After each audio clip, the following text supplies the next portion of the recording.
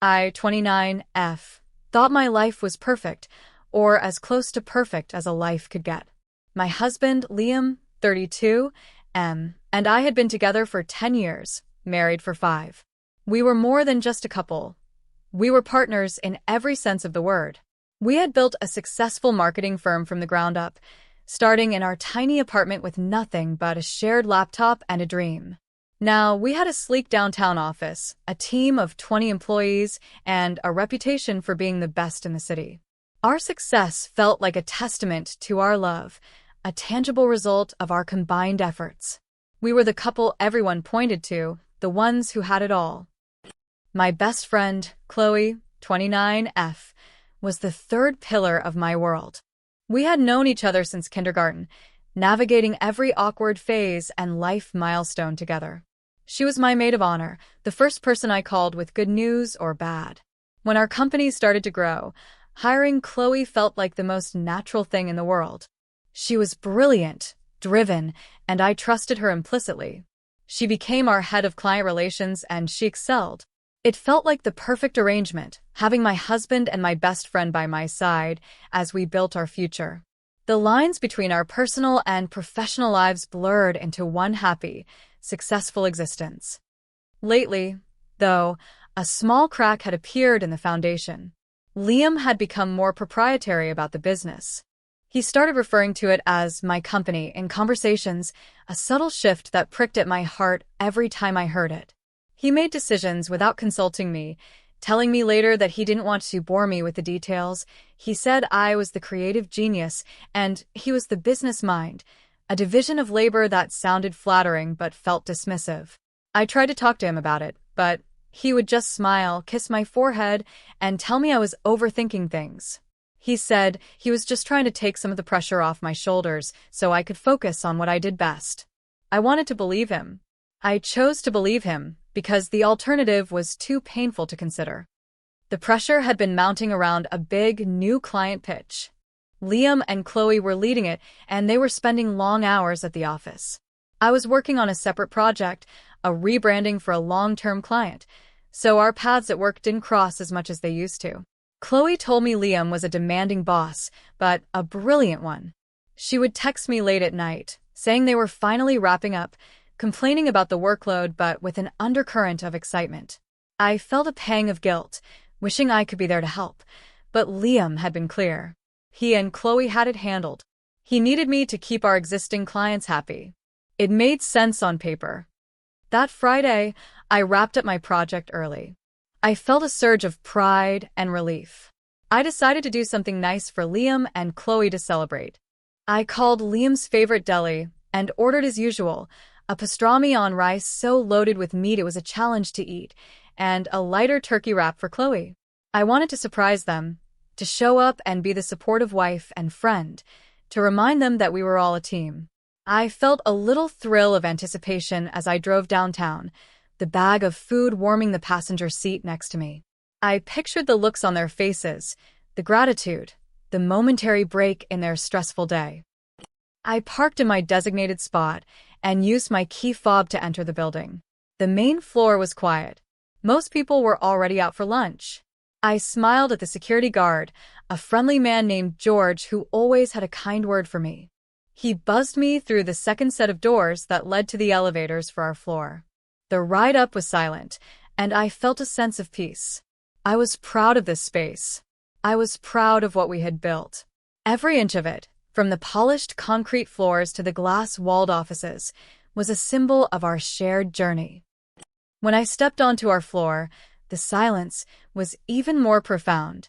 The main bullpen, where most of our team worked, was empty. It was just after 1 p.m, prime lunch hour.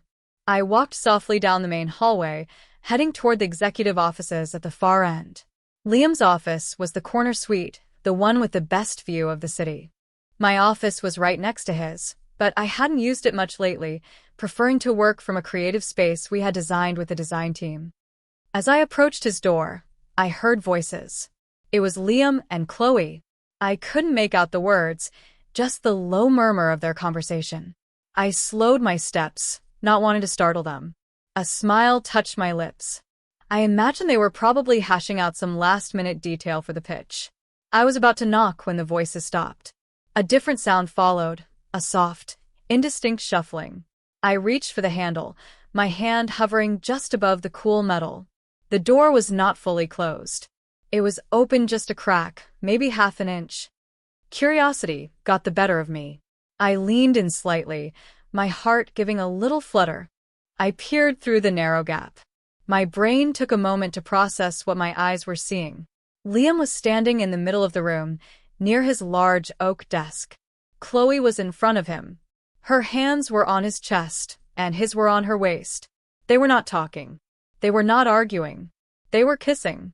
It wasn't a quick, friendly peck. It was a deep, lingering kiss, the kind you share with someone you love, someone you desire. The world tilted on its axis. The bag of food suddenly felt impossibly heavy in my hand. The smell of pastrami made my stomach churn. I felt a wave of nausea, so intense I had to brace myself against the wall. This couldn't be real. It was a mistake, a misunderstanding.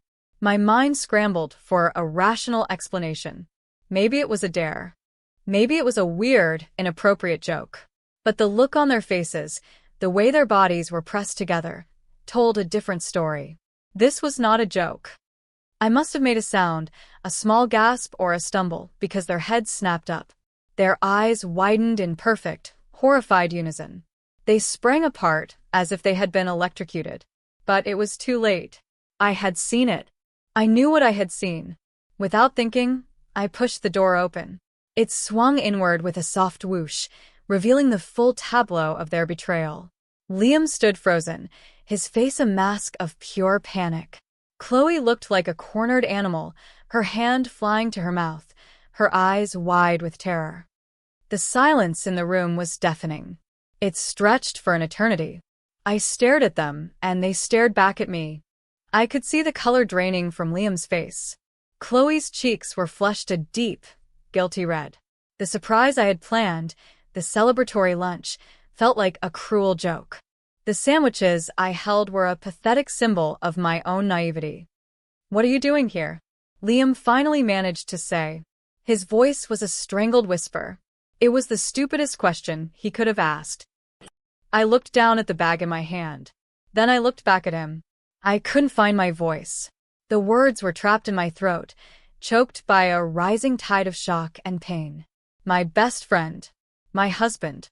In his office. The office we had designed together. The company we had built together. Chloe started to speak, her voice trembling. "It's not what it looks like, I swear." Her words were a cliché, so hollow and meaningless they were almost insulting. Not what it looks like. What else could it possibly look like? I watched as she took a half step towards me, her hands outstretched in a placating gesture.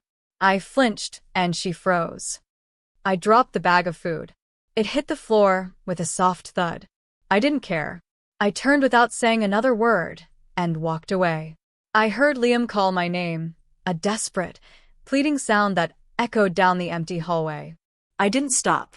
I walked past the empty desks, past the motivational posters on the walls, past all the symbols of our shared success that now felt like monuments to my own foolishness. I didn't look back. I just kept walking until I reached the elevators. I pressed the down button and waited, my body trembling, my mind a complete and utter blank. The betrayal was so absolute, so devastating, it had short-circuited my ability to think or feel anything at all. All I knew was that I had to get out of there. The life I had walked in with was gone. The elevator ride down felt like a descent into a new and terrible reality. My reflection in the polished steel doors was a stranger, a woman with a pale, shocked face and empty eyes. When the doors opened, I walked through the lobby without seeing it. George, the security guard, called out a cheerful, "Have a good afternoon," but I didn't respond. I pushed through the glass doors and out into the bright, indifferent sunshine. The city was bustling around me, cars honking, people laughing, everything painfully normal. My world had just shattered, but the rest of the world hadn't noticed. I made it to my car and somehow managed to drive home. The journey was a blur. I don't remember the traffic or the route I took. My hands were gripping the steering wheel so tightly my knuckles were white. When I pulled into our driveway, I just sat there for a long time, staring at the house we had bought together. Our home. It looked the same as it had that morning, but everything was different. It was tainted now, just like the office, just like my entire life. Inside, I walked through the rooms in a daze. Every photo on the wall was a lie. There we were, smiling on our wedding day. There was a picture of the three of us, Liam, Chloe, and me, on a trip to the coast, our arms thrown around each other. It was all a performance. A lie I had been too blind to see.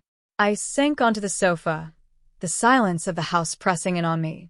The shock was beginning to recede, replaced by a deep, aching pain that felt physical, as if a part of me had been carved out. Then my phone started buzzing. It was Liam. I ignored it. A moment later, it buzzed again. Chloe. I stared at their names on the screen, a fresh wave of nausea washing over me. They were a team. They were coordinating their response. The thought was so cold, so clinical, it cut through the fog of my pain. I let the calls go to voicemail. Then the text started. Liam's first text was simple. Please pick up. We need to talk.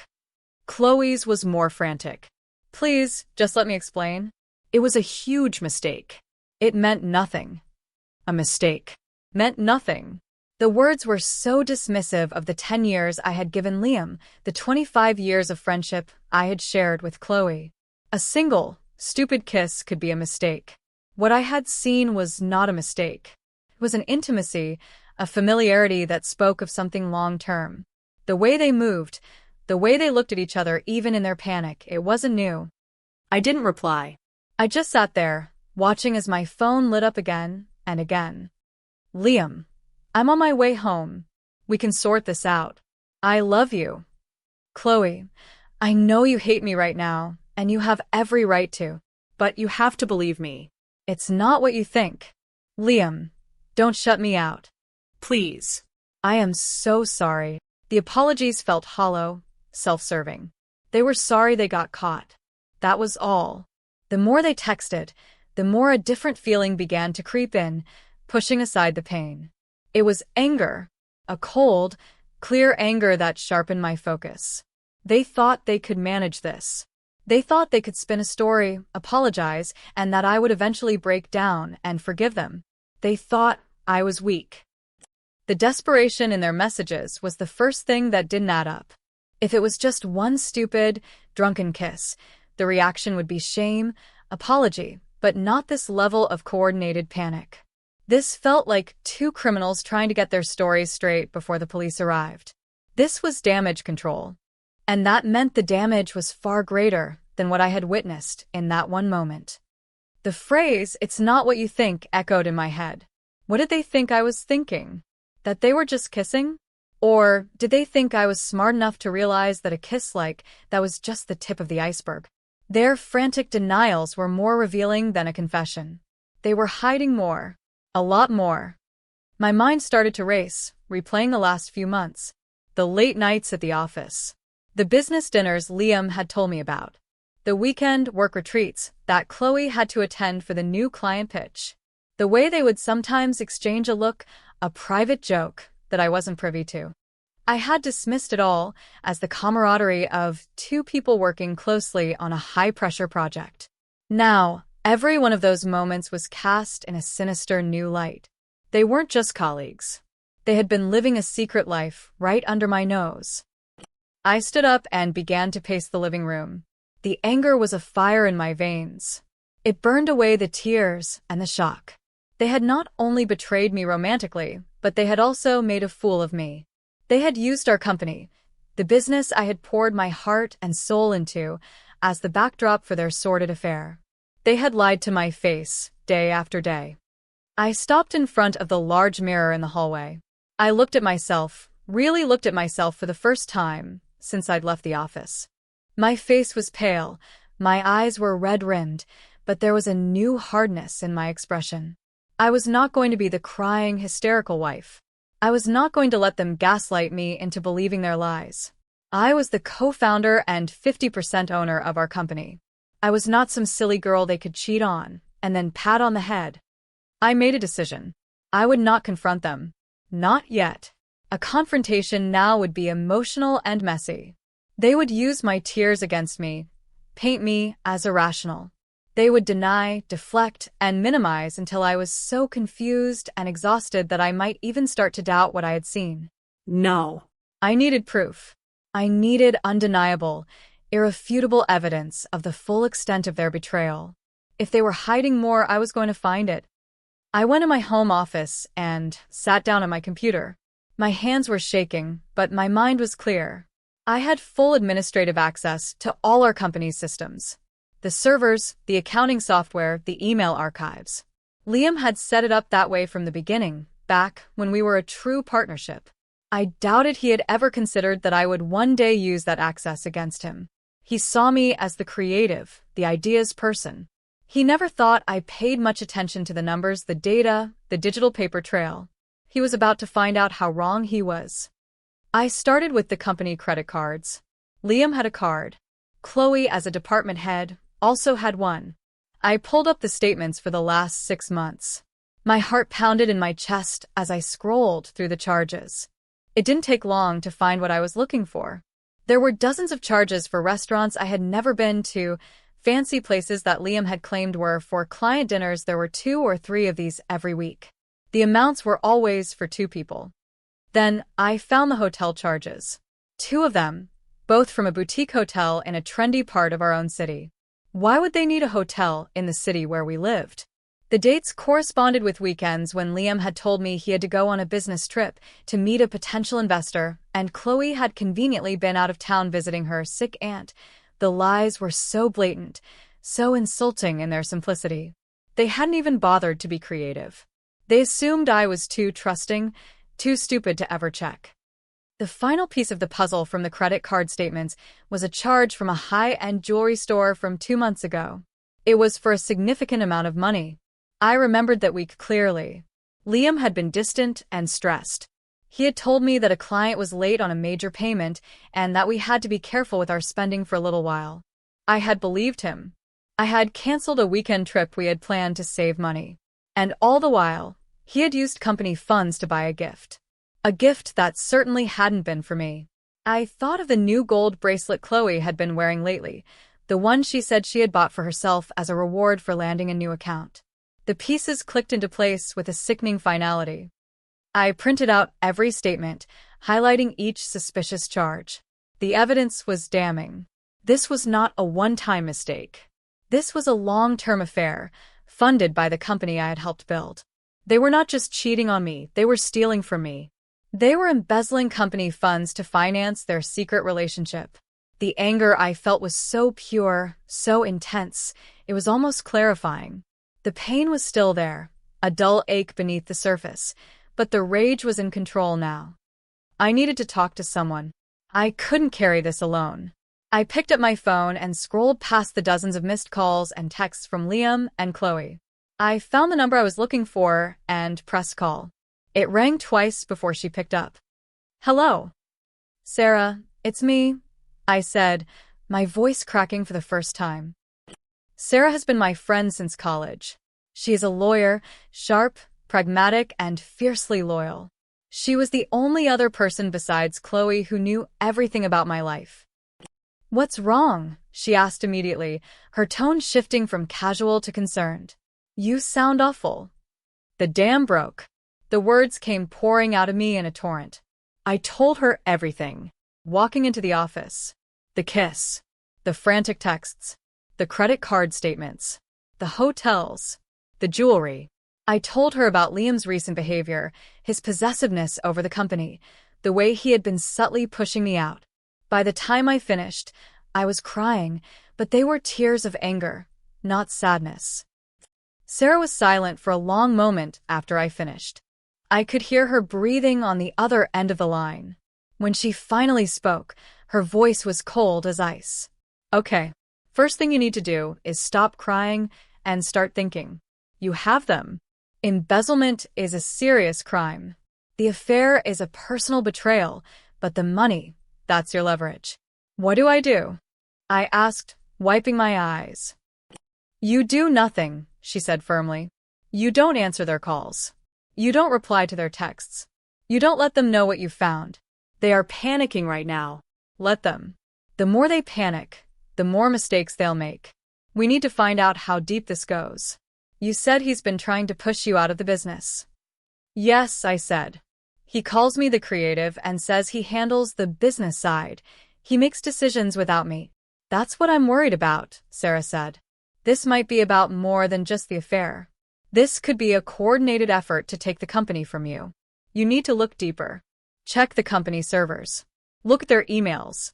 Look for any communication between them that isn't about a specific client project. Look for documents, legal correspondence, anything that seems out of place. Her words sent a chill down my spine. Could it be worse? Could they really be plotting to take my company away from me? The company that was as much mine as it was his? It seemed unthinkable. But then again, an hour ago, the idea of Liam and Chloe together had been unthinkable. I can do that, I said, my voice hardening with resolve. I have full admin access. Good, Sarah said. Be careful. Use your home computer, not your work laptop. Don't leave a trace. Copy everything you find onto an external hard drive. And I mean everything. We need to build a complete picture of what they've been doing. And while you do that, I'm going to make some calls. I know a forensic accountant who is an absolute shark. And we need to find you the most ruthless divorce lawyer in this city. Divorce, I whispered. The word felt foreign and ugly in my mouth.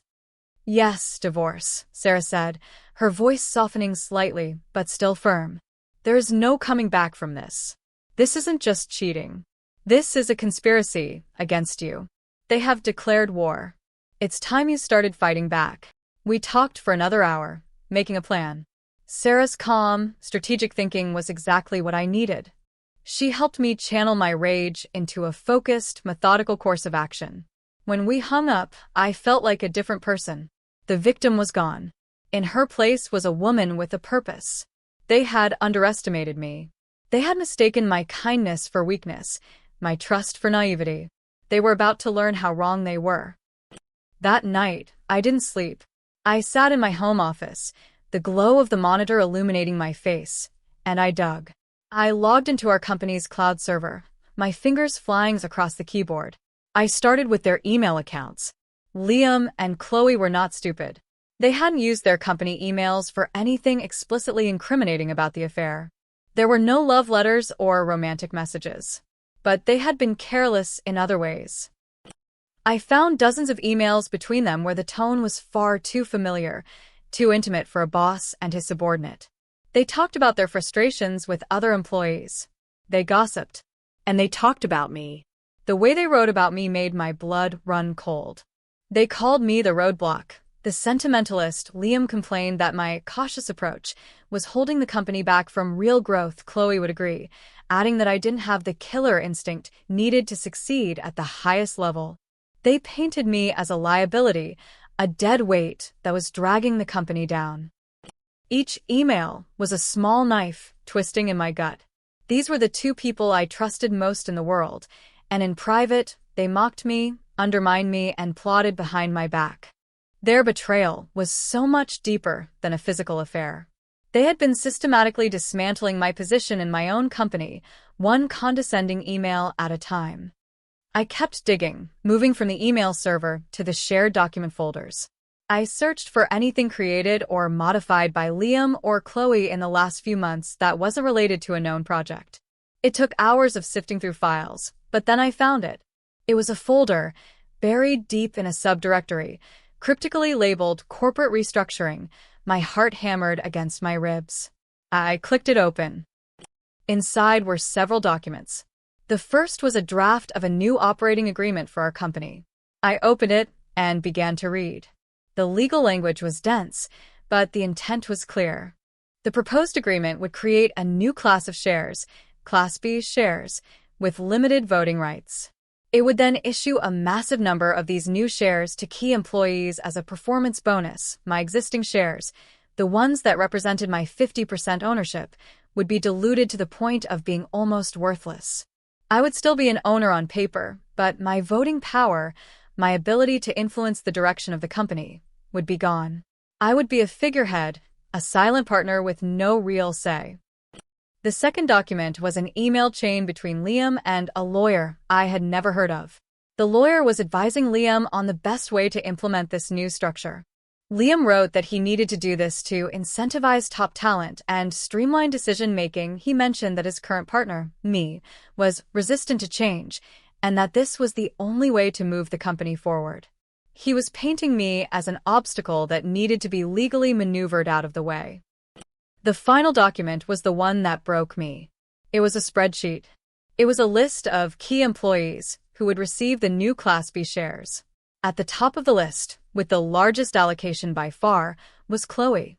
The plan wasn't just to dilute my shares. It was to transfer my power, my ownership, my future, directly to her. I leaned back in my chair, the breath knocked out of me. This was it. The full, ugly truth. The affair wasn't the cause of this. It was a symptom. The real goal was the company. They wanted it all. They wanted me out. They were going to steal my life's work and leave me with nothing. The audacity of it, the sheer, cold-blooded cruelty of their plan, was staggering. I saved everything. I copied the entire folder to a secure, encrypted hard drive. I took screenshots of the emails. I downloaded the credit card statements. I documented everything, creating a meticulous, undeniable record of their conspiracy. As the sun began to rise, I finally finished. I was exhausted, but I was also filled with a terrible, righteous fury. They had planned to destroy me. They had worked in the shadows, confident in my ignorance. They thought I would crumble when I found out about the affair, that I would be too emotional to fight back. They had no idea what was coming. They had started a war, but I was the one who was going to finish it. I spent the next 2 days in a self-imposed exile. I turned off my phone, letting their calls and texts pile up unanswered. I knew they would be getting more and more desperate, their lies becoming more elaborate. Let them. Let them wonder. Let them sweat. I needed time to think, to plan, to transform my anger into a weapon. I met with Sarah and the forensic accountant she had recommended, a sharp, no-nonsense woman named Maria. We spread all the documents out on Sarah's large dining room table. The credit card statements, the emails, the draft operating agreement. Maria went through the financials with a fine-toothed comb. She confirmed my suspicions, and then some. She found more irregularities, small things I had missed. Padded expense reports from Chloe, personal travel for Liam booked as business trips. The total amount of embezzled funds was well into the 5 figures. "This is clean," Maria said, tapping a stack of highlighted statements. "It's a clear pattern of misappropriation of company funds. A prosecutor would love this." Sarah then walked me through the legal implications of the corporate restructuring plan. "What they were planning is called minority shareholder oppression," she explained. "It's illegal. They were conspiring to devalue your stake in the company for their own personal gain. We have them cold." We spent the rest of the day mapping out a strategy. We had 2 options. We could go the legal route, file a lawsuit, press criminal charges. It would be effective, but it would be long, public, and messy. It could drag the company's name through the mud, hurting the business I still loved and wanted to save. The second option was more surgical. We could use the evidence as leverage to force a private settlement, to make them give up everything without a public fight. This was the option I preferred. I didn't want to destroy the company. I wanted to reclaim it. I wanted to remove the cancer that was Liam and Chloe and restore the business to what it was supposed to be. "If we go this route, you need to be prepared," Sarah warned me. "You'll have to face them. You'll have to be strong, and you can't let them see how much they've hurt you. You have to be all business." "I can do that," I said, my voice steady. "They took the personal and made it business. I'm just going to return the favor." The plan was simple. I needed one more piece of evidence. I needed to get Liam to admit, on tape, what he had been doing. Not the affair. I didn't care about that anymore. I needed him to admit to the financial mismanagement and his belief that I was holding the company back. It would be the final nail in their coffin. After 2 days of silence, I finally turned my phone back on. The flood of messages was overwhelming. Dozens of missed calls from both of them. Voicemails filled with desperate apologies and pleas. Texts that ranged from panicked to angry. Liam, this is ridiculous. You can't just disappear. We have a company to run. Chloe, I'm so worried about you. Please just let me know you're okay. I will do anything to fix this. Their words meant nothing to me now. They were just noise. I ignored the backlog and composed a new text to Liam. My fingers were steady as I typed. I am willing to talk. Meet me at the house tonight at 7. Come alone. His reply came back in less than a second. Of course. I'll be there. Thank you. I love you. The I love you was so automatic, so meaningless, it was almost laughable. I spent the rest of the afternoon preparing. Sarah had given me a small, high-quality recording device. I tested it, making sure it was working perfectly. I placed it under a throw pillow on the sofa, where we would be sitting. I rehearsed what I was going to say, the questions I would ask. I needed to be calm, to sound hurt and confused, but not accusatory. I had to make him feel safe enough to confess. I had to play the part of the heartbroken wife, one last time. At exactly 7 o'clock, the doorbell rang. I took a deep breath, smoothed down my clothes, and went to open it. Liam stood on the porch looking haggard. He had dark circles under his eyes, and his hair was a mess. He was holding a bouquet of roses, my favorite. The gesture was so cliché, so transparently manipulative. It strengthened my resolve. Can I come in? He asked, his voice hoarse. I stepped aside and let him enter. He walked into the living room and placed the flowers on the coffee table. He turned to face me, his expression a mixture of guilt and desperation. I am so sorry, he began, taking a step toward me. What you saw.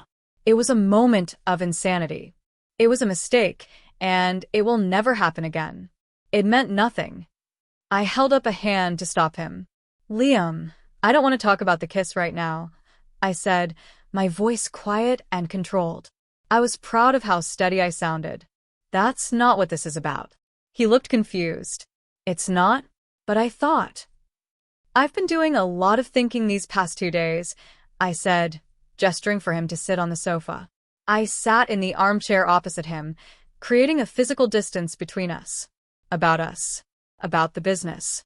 I feel like I've been losing you for a while now. Like you're not my partner anymore. I had hit a nerve. He sat down, his shoulders slumping. He ran a hand through his hair. What do you mean? Of course we're partners. Are we? I asked, letting a tremor of emotion enter my voice. You make all the decisions now. You barely talk to me about the company. You've been spending so much time with Chloe. It feels like you're building a new partnership with her, and I'm being left behind. This was the hook. I had framed it as emotional insecurity, not a business accusation. He took the bait. No, that's not true, he said, but his denial was weak. It's just, the new pitch has been incredibly demanding. Chloe is essential to it. And honestly, sometimes it's just easier to make a decision quickly than to have a long debate about it. You know you can be cautious. Cautious. I repeated the word, letting it hang in the air. You think I'm holding the company back? He sighed, a long, weary sound. He thought he was finally getting to the real issue. Look, you are brilliant. You are the creative heart of this company. But business is about taking risks. Sometimes you have to spend money to make money.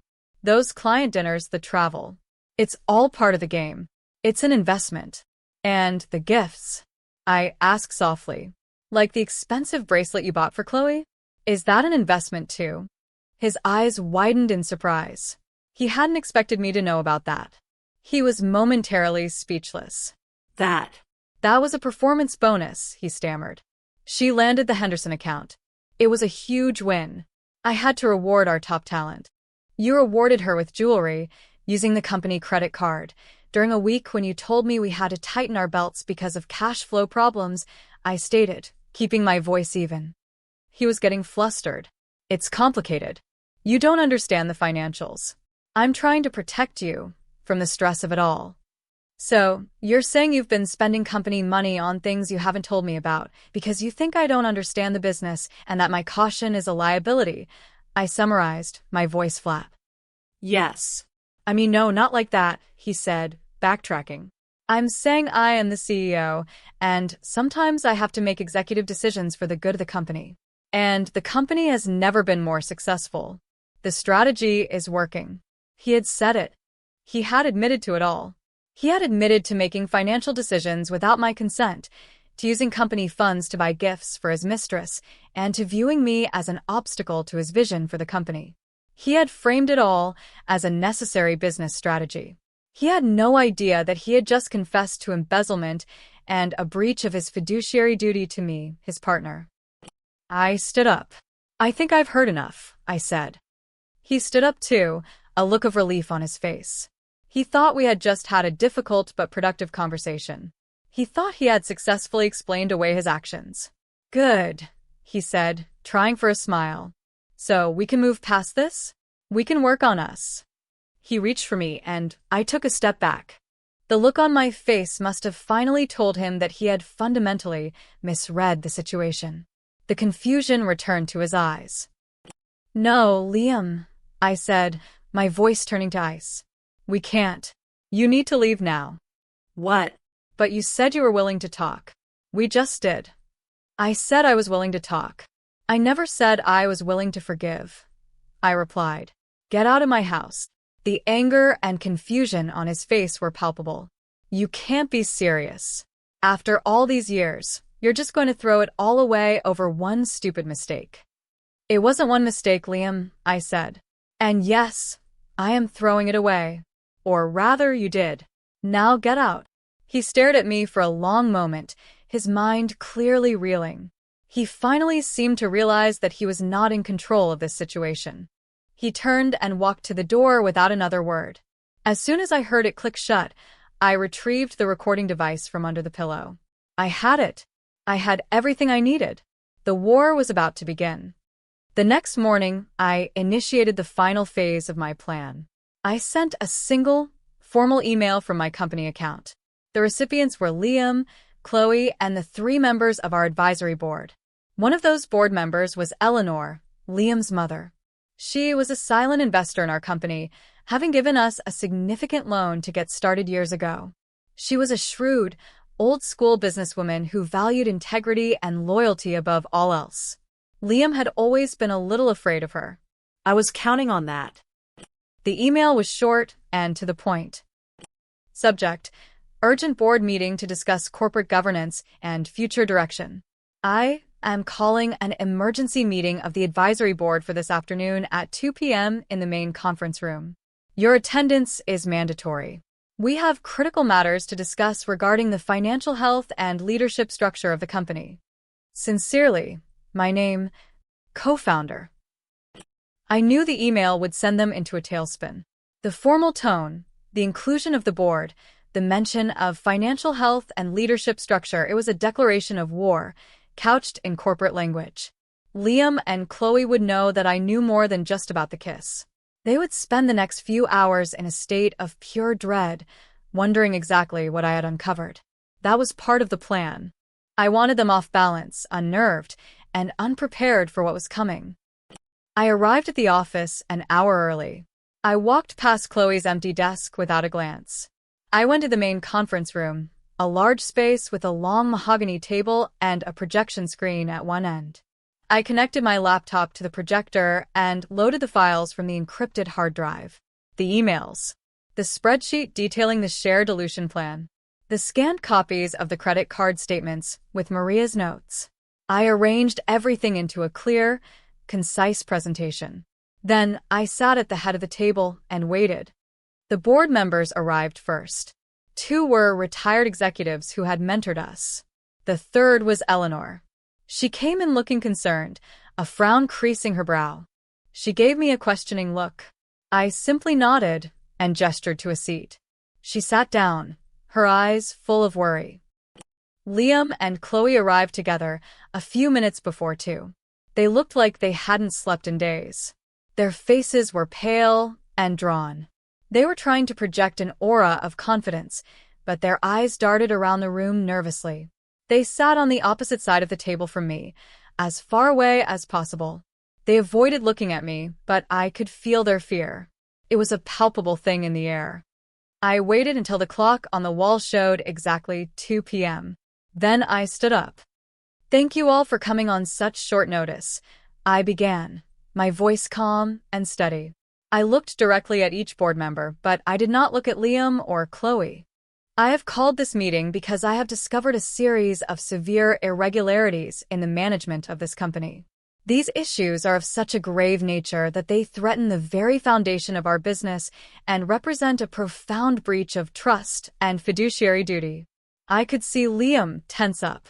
Chloe sank lower in her chair. Eleanor leaned forward, her expression hardening. "Over the past several months," I continued, "there has been a systematic misappropriation of company funds." I clicked the remote for the projector. The first slide appeared on the screen. It was a summary of the embezzled funds, prepared by Maria, with the total amount highlighted in red at the bottom.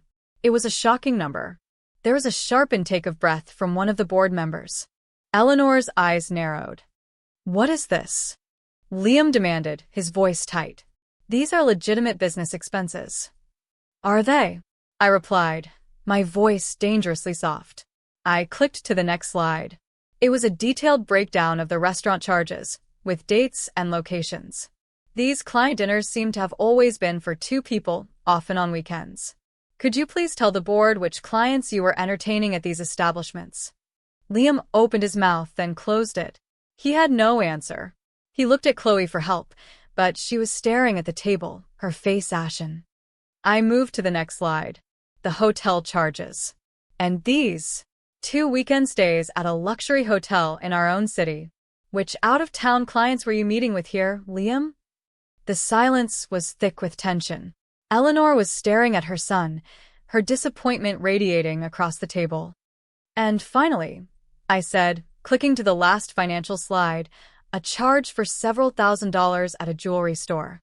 This was categorized as employee bonus. Chloe, perhaps you can explain this bonus to the board. The one you received for landing the Henderson account." Chloe looked up, her eyes filled with panic. She stammered, unable to form a coherent sentence. "The Henderson account was landed 3 months before this charge was made," I said, my voice like steel. "And the bonus was paid in the form of a gold bracelet, not through payroll, which is a violation of both company policy and tax law." I let the financial evidence sink in for a moment. The other 2 board members were looking at Liam and Chloe with undisguised disgust. Eleanor's face was a mask of cold fury. "This financial misconduct, while serious, is unfortunately not the full extent of the problem," I said, my voice dropping. "There has also been a conspiracy to illegally dilute my ownership stake in this company." I clicked the projector again. The first email between Liam and the lawyer appeared on the screen, the one where he described me as being resistant to change. I read his words aloud. Then I brought up the draft of the new operating agreement, highlighting the section about the Class B shares. "This plan," I explained, "was designed to strip me of my voting rights and effectively remove me from any meaningful role in the company I co-founded." Liam finally found his voice. "This is a misrepresentation," he blustered. "This was a strategic proposal to incentivize our key employees. It was just an idea we were exploring." "Was it?" I asked. I clicked to the final slide. It was the spreadsheet, the list of employees who would receive the new shares. And at the very top, Chloe's name, with an allocation that would have made her the second most powerful shareholder in the company, after Liam. My name was nowhere on the list. The room was utterly silent. The evidence was overwhelming, undeniable. Chloe finally broke. She put her head in her hands and began to sob quietly. Liam just stared at the screen, his face a mess of disbelief and rage. He had been so sure of himself, so confident in his superiority, that he had never imagined a scenario where he would be held accountable like this. I turned off the projector. The screen went blank, but the images of their betrayal lingered in the air. I looked at Eleanor.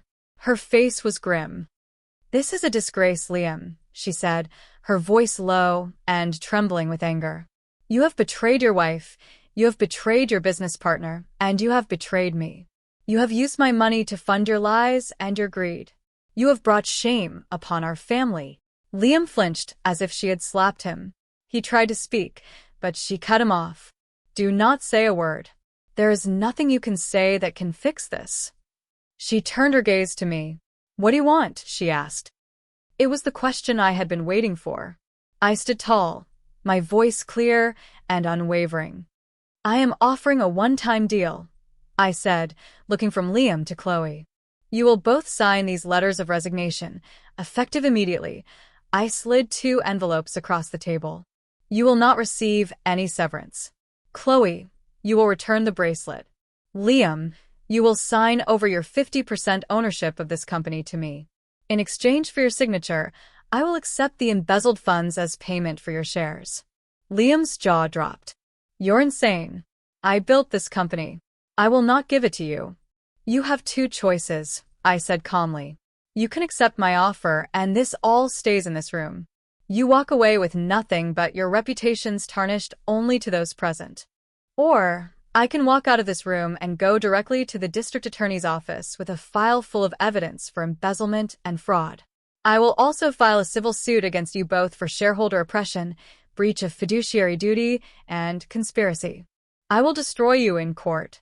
I will make sure that every client, every employee, and every person in this city knows exactly what you did. The choice is yours. I paused, letting the weight of my threat settle over them. You have 5 minutes to decide. The tension in the room was unbearable. Liam was breathing heavily, his face red with fury. He looked at the other board members, searching for an ally, but found only cold, judgmental stares. He looked at his mother, but her expression was like stone. He was utterly alone. Chloe was the first to break. She lifted her head, her face streaked with tears. She reached for the resignation letter with a trembling hand, signed it, and pushed it across the table. Then she took off the gold bracelet and placed it next to the letter. She stood up, not looking at anyone, and walked out of the room. Now all eyes were on Liam. He was cornered. He knew it. He had lost his mother's support. He had lost his allies. He had lost his mistress. All that was left was his pride. I watched him wrestle with it, his jaw tight, his hands clenched into fists. For a moment, I thought he might refuse, that he would choose mutual destruction over surrender. But then he looked at his mother again, and whatever fight he had left in him seemed to drain away. He let out a long, defeated sigh. He picked up the pen, his hand shaking with rage, and signed the resignation letter. Then he signed the share transfer agreement. He shoved the papers across the table at me. He stood up, his chair scraping loudly against the floor. He looked at me, his eyes filled with a hatred so pure it was chilling.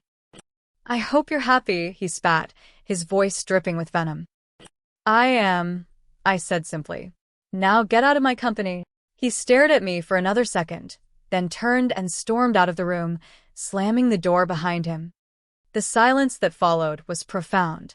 The other 2 board members looked at me with a newfound respect. One of them, an older gentleman named Arthur, cleared his throat. That was remarkably well handled, he said. You have our full support, of course. Whatever you need to ensure a smooth transition. I nodded, my legs suddenly feeling weak. Thank you, Arthur. I appreciate that. They excused themselves, leaving me alone with Eleanor. The adrenaline was starting to fade, leaving a hollow ache in its place. I had won. I had gotten everything I wanted, but the cost had been immense. Eleanor came over and put a hand on my shoulder. I am so sorry, she said, her voice thick with emotion. I am so deeply, deeply sorry for what he did to you. I don't know what happened to my son. I raised him to be a better man than that. Tears welled in my eyes. The kindness in her voice, after all the ugliness, was almost too much to bear. It's not your fault, Eleanor. He is my son, she said fiercely. It is my fault. But I want you to know this. This company is yours now. And my investment stays with you. You have proven yourself to be the true leader here. You are strong, you are smart, and you have more integrity in your little finger than he has in his entire body. You make me proud." Her words were a balm on my raw, wounded heart. We stood there for a moment in the quiet conference room, two women brought together by the betrayal of a man we had both loved. The aftermath was both chaotic and cleansing. I had to call an all-staff meeting the next morning and announce that Liam and Chloe had resigned for personal reasons. The rumor mill went into overdrive, of course, but I kept my public statements professional and brief. I promoted our most senior account manager, a brilliant and loyal woman named Jessica, to Chloe's old position. The team was shocked, but they were also resilient. They rallied around me, and the work continued. A few days later, I met with Sarah for a celebratory dinner. We sat in a quiet booth at our favorite Italian restaurant. "So, how does it feel to be the queen of your own castle?" she asked, raising her wine glass. I smiled, a real, genuine smile. "It feels powerful," I admitted. And exhausting. "But good. It feels right. Have you heard from either of them?" she asked. "Not a word," I said. "It's like they vanished. I heard through the grapevine that Chloe moved back in with her parents in another state." And Liam? Eleanor told me he's staying at a friend's place. She said he tried to spin some story about how I stole the company from him, but she shut him down immediately. "Good for her," Sarah said. "He deserves to be alone with his choices." We talked for hours about the future of the company, about my plans to rebrand and grow, about the possibility of starting to date again someday, far in the future. It felt good to laugh, to feel normal again. As we were leaving, Sarah stopped me. "I'm really proud of you," she said, her expression serious. "You took the worst possible betrayal and you turned it into a victory. You didn't just survive. You thrived." Her words meant the world to me. She was right. I had taken their ugly, destructive plot and used its energy to fuel my own rise. The final loose end was the house. It was our house, but it was filled with ghosts. I hired a lawyer to handle the divorce proceedings. Liam, having no leverage and no fight left in him, agreed to everything. He signed the papers giving me the house in exchange for me taking on the remainder of the mortgage. It was a fair deal, but it felt like another victory. I spent a weekend purging the house of his memory. I packed up all his clothes, his books, his belongings. I took down the photos of us from the walls. I boxed up our wedding album and put it in the deepest, darkest corner of the attic. I rearranged the furniture, bought new paintings for the walls, and filled the space with things that were just for me. It began to feel like my home, not our home. A month after the fateful board meeting, I was sitting in my new office. It had been Liam's office, the corner suite with the big windows. I had redecorated it, replacing his heavy, dark furniture with lighter, more modern pieces. The view of the city was incredible. From up here, you could see everything. It felt like a metaphor for my new life. I had a clear perspective now. My phone buzzed. It was an email from Eleanor. She was forwarding a message she had received from Liam. It was a long, rambling email, full of self-pity and blame. He accused me of being a cold, calculating monster. He claimed I had plotted against him from the beginning. He painted himself as the victim, a man wronged by a vengeful woman. Eleanor's only comment above the forwarded message was, "For your information." I did not reply. I read his words, and I felt nothing. No anger, no sadness, not even a flicker of the old pain. His opinion of me no longer mattered. He was a ghost from a past life, a character in a story that was already over. I deleted the email without a second thought. I looked around my office, at the company I now owned outright. I had not just saved it, I had made it better. We had just landed the big client that Liam and Chloe had been pitching for. Jessica, in her new role, had closed the deal with a presentation that was praised for its honesty and innovative ideas. The company was thriving under my leadership. They had tried to take everything from me. My husband, my best friend, my business, my future.